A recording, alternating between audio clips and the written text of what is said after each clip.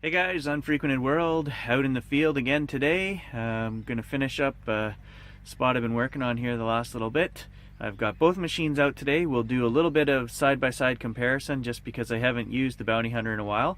And I feel I'm getting a pretty good feel for the Garrett. So when I picked up the Bounty Hunter out of the car today to use it, I thought, man, this thing is light. I'm so used to swinging this one now for the last 4 or 5 outings, and it really is heavy. It's twice the machine, but if you look, it's also twice the size, right, on the back.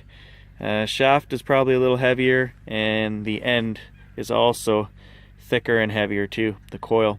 But I wanted to show you guys, good news. I got my cable from Jeff at Middlesex Detectors to turn the Garrett proprietary into a 1/4 regular audio jack, and I've got the Bluetooth system on there. I hooked it up and it works. That tells me that pretty much any Bluetooth system should work on there because it's just a 3mm jack going into the 1/4, and they should all work. So no need to buy the proprietary Garrett stuff. I'm totally against that. Anyone who knows me knows I don't buy Apple products for that reason. There's a few other things. Sony is bad as well. I do own lots of Sony gear, but in the past they had their own proprietary hot shoes for cameras and things like that. It just annoys the hell out of me. If you're going to run equipment, why bilk your customers, the people that are going to come back to you, for every last penny to get your own? You know, you need this $60 cable, which is what it cost me. It cost me $60 with shipping and tax for that cable to run my Bluetooth system on the Garrett machine. So that was very annoying to me. That's the last you're going to hear about it, guys. But I disagree with companies who do that. Okay, guys, so we're going to start with the Bounty Hunter machine. And I've only walked out here in the field and just put the thing down, and I found a coin signal already. Oh, but see, now it's changed to foil. I saw foil there.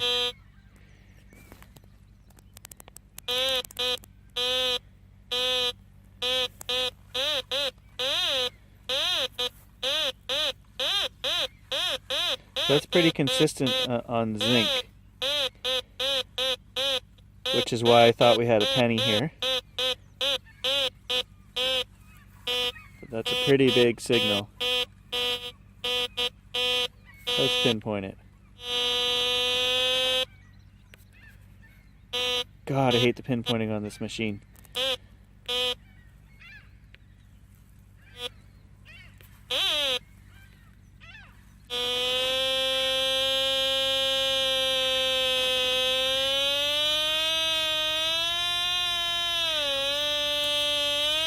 That's a pretty big item, I think. Okay, so the Garrett is reading that.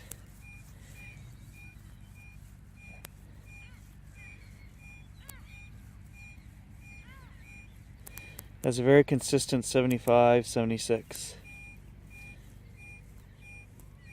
77.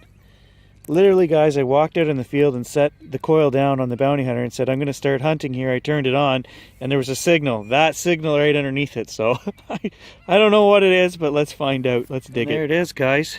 So the Bounty Hunter actually did show foil and aluminum a couple times there. It's one of those pudding lids or whatever from back in the day. So it's an aluminum lid is what it is. And I could tell, I think, more with the Bounty Hunter that it was a bigger item than I could with the Garrett. So anyway, I'm going to give that first hole to the Bounty Hunter, actually.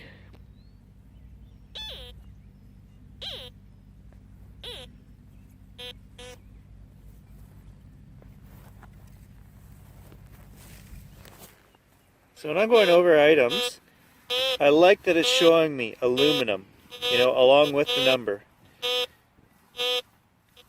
You know, I know it jumps around more, the number and the whatever, but if I see foil pop up or aluminum pop up, I know that's what it is. And I do appreciate that, where the Garrett just gives you the number and then a marking along this scale here, which it does say ferrous and foil and silver and gold and whatever on the top, but I just like seeing it pop up right in front of me and I'm reading it as I'm looking. It's a little handier. It was coming up with the 60 reading earlier, but It's got to be aluminum of some kind because this machine is pretty good. When it shows aluminum, there's foil. But again, look at how it bounces all around. So you have to learn how to read between the lines here with this machine. Let's see what the Garrett shows. Okay, so the Garrett is reading that same signal.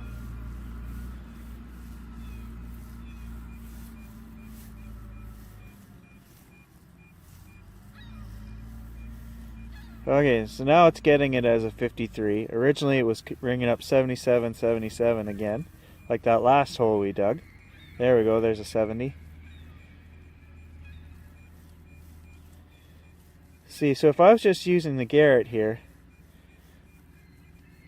I would probably dig that because I saw some 70s, and originally it was coming up before I got the camera going to 77, 77.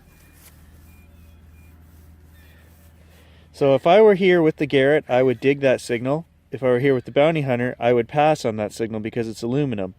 So let's dig it up and see what it is. Okay, well there must be multiple things in the hole here, guys. I'm confused because a penny came out. So yeah, for sure there's got to be two things right here in this area. That's what's going on there. Oh, 1939, guys, that's an oldie. So it just goes to show you, you should dig all the junk holes because there might be other stuff hidden in there. Well, that's a weird one, guys. I took the machines and I went back over the hole where we just dug that penny out of there. There's nothing else there. I'm not getting any other signal. That's the first time I've ever seen a penny ring up where it was showing aluminum and zinc on the one machine, and this machine here was getting a 50s tone. So it tricked both machines. So maybe that year, 1939, there's something different in that penny. I don't know. I wouldn't have dug that though, so just because of this comparison video, hey, I'm 1 cent richer. Okay, so here's one I would suspect as a penny with this machine.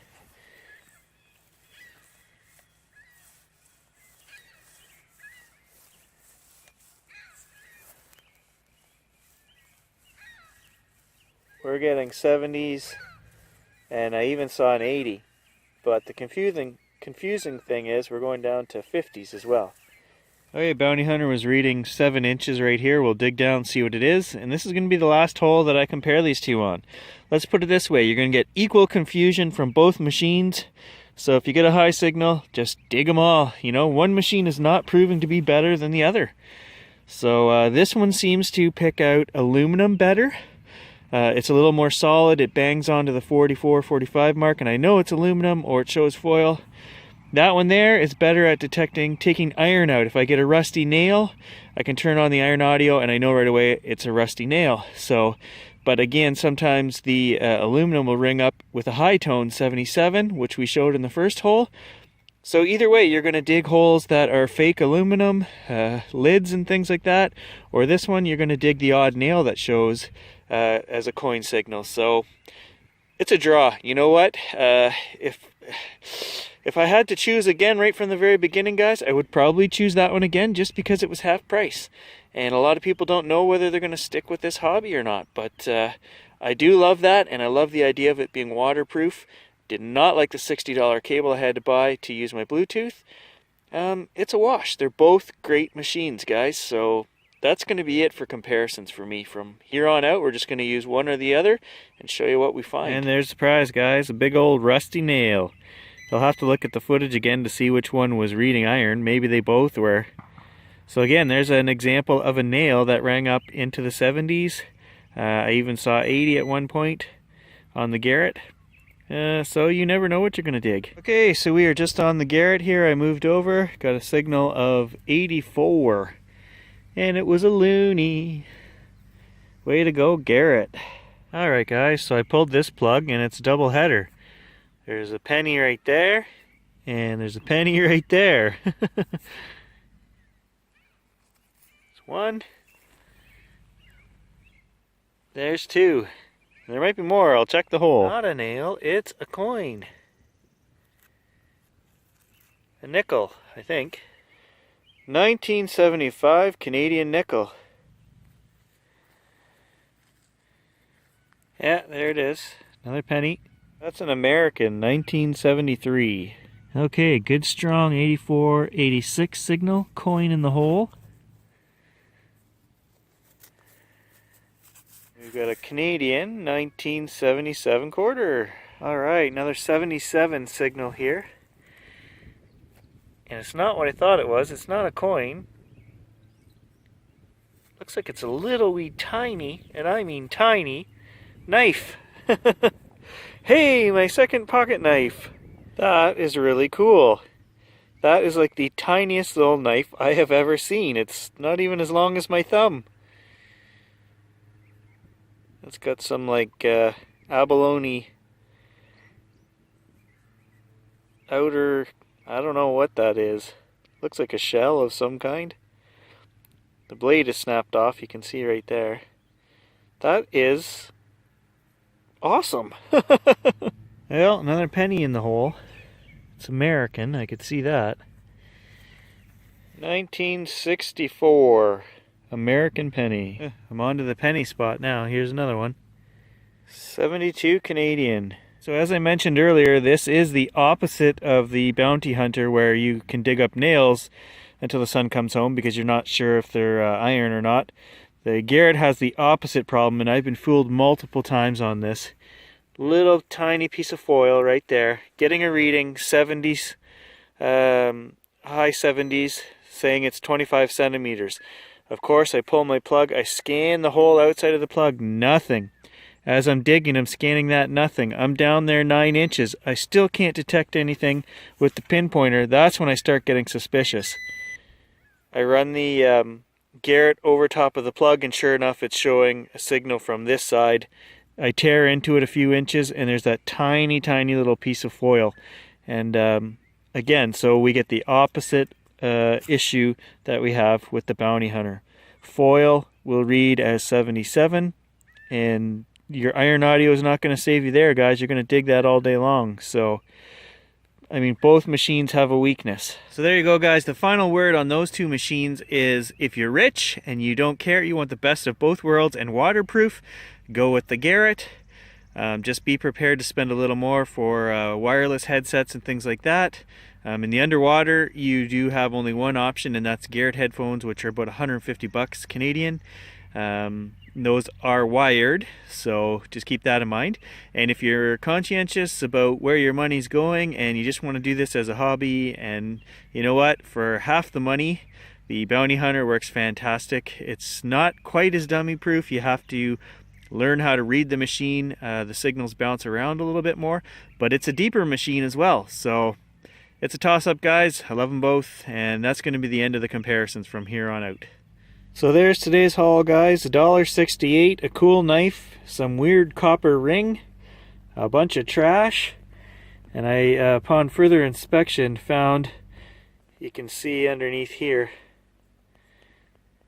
where the Fiskars is about to snap. It's on this side of the handle. So I don't know if it's got one more hunt in it or not. But when that day comes, we'll have to start using this guy here. Got a brand new White's Dig Master that I didn't like the feel of the first day I used it. But we'll have to give it another chance, because when you spend that kind of money on gear, you want to make sure that you get some use out of it at least. And if worst comes to worst, I'll go buy another $12 one of these.